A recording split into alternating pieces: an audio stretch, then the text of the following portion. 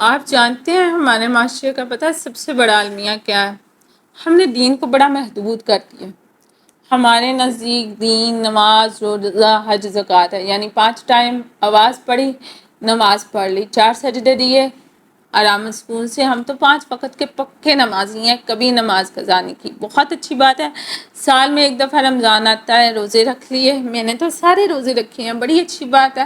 اگر اللہ تعالیٰ نے اتنا مال دے دیا، اس پر زکوٰۃ ہے تو سال بعد 2.5% دے کر میں نے تو زکوٰۃ دے دی، چیریٹی اتنے لوگوں میں کر دیجیے۔ بہت اچھی بات ہے آپ نے کی۔ اگر اللہ تعالیٰ نے توفیق دی تو زندگی میں ایک دفعہ حج کر لیا، نہیں تو 2-3 دفعہ عمرہ کر لیا اور نام کے ساتھ حاجی لکھوا لیا ہم نے، یہ بھی بڑی اچھی بات ہے۔ میں یہ نہیں کہہ رہی کہ یہ سب کچھ غلط ہے یا تنقید برائے تنقید ہے، ایسا کچھ بھی نہیں ہے، لیکن کیا دین ختم ہو گیا؟ یہ دین تھا۔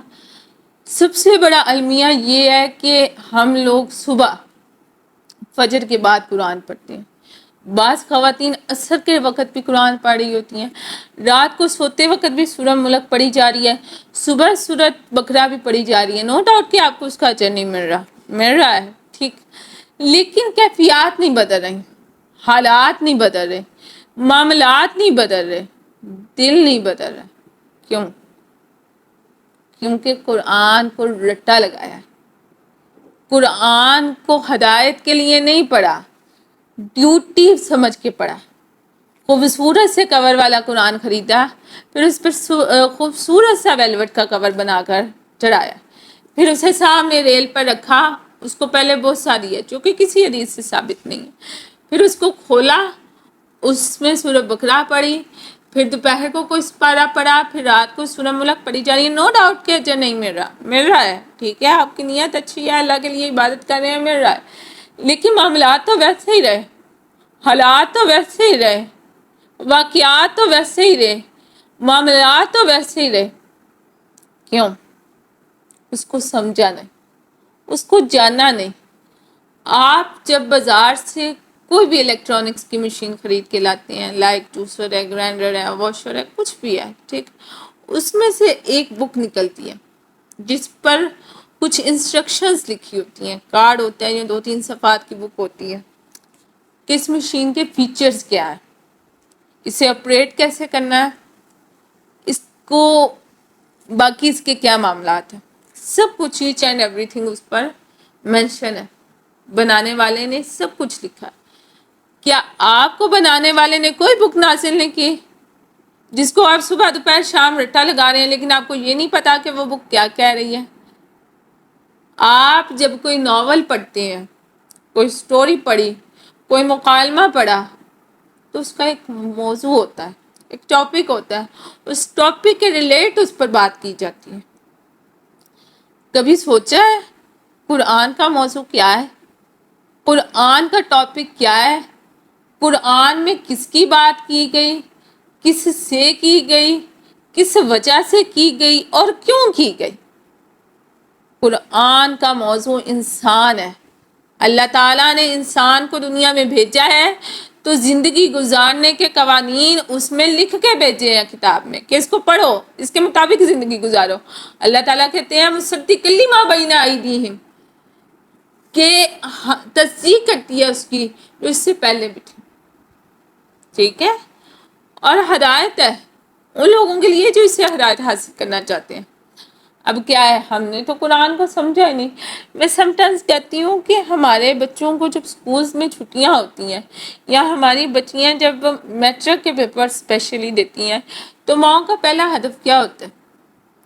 ہم اسے کسی سلائی اسکول بھیج دیتے ہیں۔ سلائی تو سیکھے گی نا بیٹا، کمپیوٹر کورس کر لو، کمپیوٹر اچھے سے آپریٹ کرنا آئے گا، پریزنٹیشنز بنانی آئیں گی۔ اب تو ساری اسٹڈی آن لائن ہے تقریباً۔ ہم نے کبھی اپنے بچے کو یہ کیوں نہیں کہا کہ نماز ترجمے سے پڑھو؟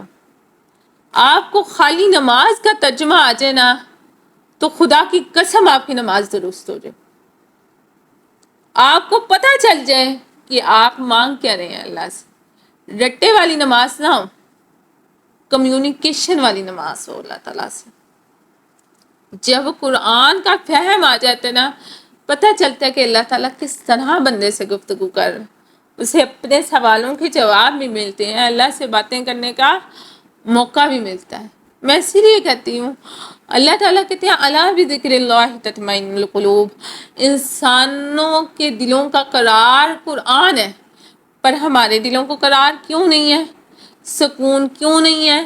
کیونکہ قرآن کو ہم صرف رٹا لگاتے ہیں، یعلمون تعلمون، بس باقی ہمیں کچھ نہیں پتا.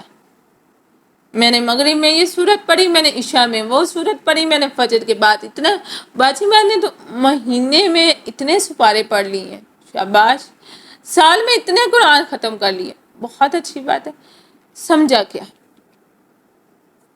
چینج کیا آیا؟ کتنی زندگی بدلی؟ زیرو.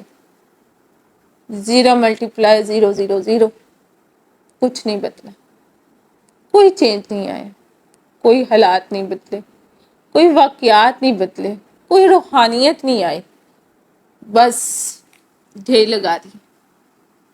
میں یہ نہیں کہہ رہی کہ آپ کو اجر نہیں ملا، لیکن ایک عالم اور جاہل میں بڑا فرق ہے.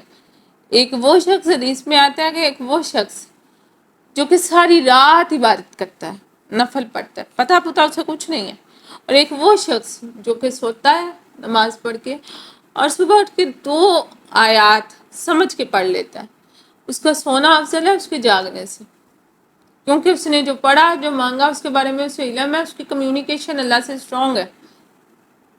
تو اللہ سے کمیونیکیٹ ہونے کے لیے سب سے پہلے قرآن کو اسٹڈی کریں، حدیث کو اسٹڈی کریں، پڑھیں اسے، تب بھی تو آپ کے حالات، آپ کے معاملات، آپ کے واقعات بدلیں گے، ورنہ تو کچھ بھی نہیں.